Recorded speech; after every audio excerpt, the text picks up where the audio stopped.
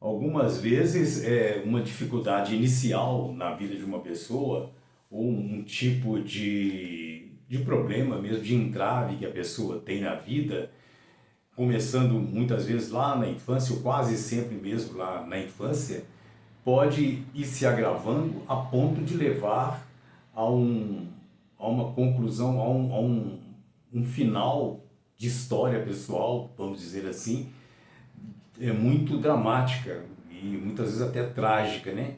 Isto pode acontecer na vida de muitas pessoas e o que eu vou narrar aqui hoje talvez seja possível de acontecer na vida real, embora o que eu vá narrar para vocês aqui hoje seja no mundo da ficção.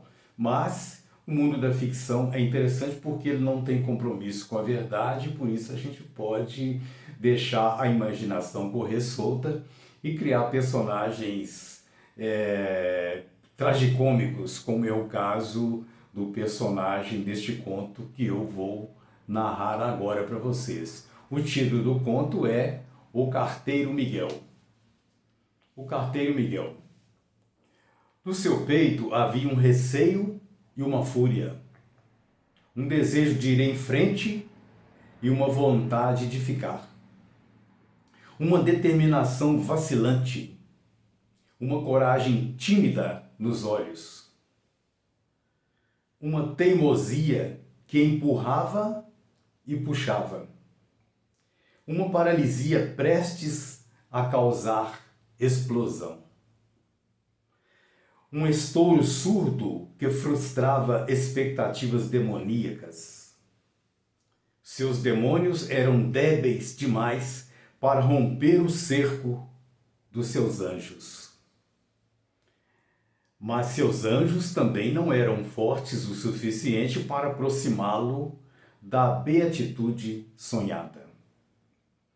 Seu nome é Miguel. Andava pela vida em busca de silêncios. Caminhavam juntos, ele e a sua gagueira. Fugia de gente, tentava ocultar o barulho ensurdecedor que trazia na alma. Gente fala demais, dizia consigo. Eu não queria ser carteiro, confessava a Roberto, seu cachorro. Só com ele falava sem gaguejar. Parece karma, se é que isso existe. Pois eu queria mesmo era ser radialista. Ainda bem que você não ri de mim, Roberto. Você é o cara. Mas é verdade, eu queria, desde criança, ser radialista. Se eu disser isso, vão rir demais de mim. É ou não é? Agora ele ia pescar. Nos fins de semana, preparava os anzóis, varas, tarrafas. Saía da cama cedo, ia ao quintal, arrancava minhocas, pegava a caminhonete e partiam. Ele e Roberto, o seu cachorro, para o rio Paraupeba. Às vezes ficava confuso. Era como se ele tivesse um pouco da alma do Roberto e vice-versa. Sabe, Roberto, acho cachorro e homem muito semelhantes. Sinto que dentro de mim existe um cachorro. Aliás, acho que todo homem tem dentro de si um cachorro. Penso também que esse cachorro precisa se manifestar de vez em quando. É por isso que eu, quando venho pescar, entro de vez em quando no mato e me ponho a latir. Você, como cão, não tem o dom da zombaria, do deboche, do sarcasmo, como os seres humanos têm. Mas no fundo do seu coração canino, deve haver certo estranhamento diante da minha mania de latir no meio do mato. Aliás, você sabe, costumo latir também enquanto dirijo. Mas saiba, Roberto, que eu tenho um cachorro dentro de mim, como eu já disse. E talvez você também tenha um pouco de Miguel dentro de você. Se bem que há diferenças entre nós que me incomodam e muito. Por exemplo, a semana passada, o que aconteceu? Apareceu na praça aquela cadela acompanhada de meia dúzia de outros cães. Ela estava no cio. E o que você fez? Foi lá, subiu em cima dela, à vista de todos, e fez o que tinha de fazer. Cumpriu o seu papel de macho.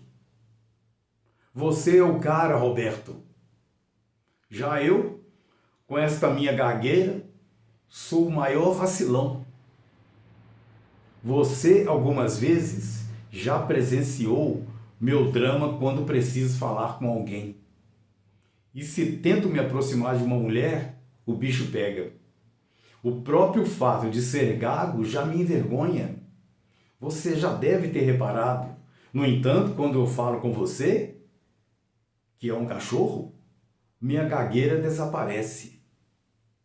Para ser franco, às vezes, Roberto, quando eu falo com você, fico na dúvida. Será que estou falando mesmo como gente ou latindo? Estou falando ou latindo com você agora, Roberto? O que você acha? O diálogo era à beira do rio. Miguel tomava seus goles de cachaça. Era sábado, ele não voltaria para casa naquele dia. Dormiria na tapera abandonada. Nela havia até um fogão para assar os seus pescados. Desenrolava o novelo de seus dramas diante de Roberto. Entrou no mato 2 ou 3 vezes para latir e uivar, como era seu costume. Depois se sentou de novo à beira do Paraupeba, esquecido já da pescaria. Seguiu falando com Roberto. Este, dessa feita, rompeu o silêncio. Soltava curtos e agudos latidos, incentivando o discurso regado à cachaça. Miguel se pôs a latir no mesmo tom. Para seu próprio espanto, parecia entender cada palavra, entre aspas, do cão. Entusiasmou-se. O português foi aos poucos sendo substituído pelo cachorrês. As poucas palavras que ainda disse em português saíram intercaladas pela velha e triste gagueira. Isso nunca havia acontecido na presença do cão. Passaram a tarde falando em cachorrês. E os sonhos que Miguel teve à noite também foram em cachorrês. No domingo cedo, deixou a tapera, despediu-se do rio, tomou a estrada e voltou para a cidade.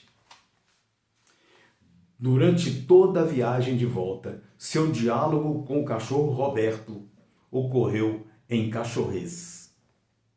Aquilo era tão natural que nem ele, nem o cachorro percebiam a mudança de idioma. Entrou em casa ainda falando com o cachorro. Tudo aquilo que estivera represado por décadas em sua alma amordaçada pela gagueira se libertava agora através do recém-descoberto cachorrês. Por que você está latindo, Miguel? Muito bonito para um marmanjo já grisalho, disse sua mãe ao vê-lo entrar em casa. Mas ele, embora não compreendesse a pergunta da mãe, respondeu em cachorrês, pois já esquecera o português, que estava apenas comentando algo com Roberto.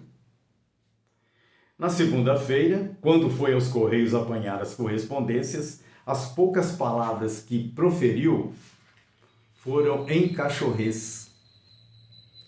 Com os destinatários das cartas, ao longo do dia, também só falou em cachorrês. Sentiu-se cada vez mais à vontade com o novo idioma, que o livrava da gagueira. Empolgou-se de tal modo que nos dias que se seguiram, foi se tornando cada vez mais tagarela. Se entrava na padaria, falava cachorrês. No supermercado, cachorrês. No cinema, cachorrês. Na rua, cachorrês. Sempre cachorrês. Para as pessoas, naturalmente, era apenas um maluco latindo. Agora, ele está se tratando num hospital psiquiátrico. Contou sua história e todos os seus dramas ao Dr. Daniel, psicólogo que o atende. Lá também, ele ainda late de vez em quando.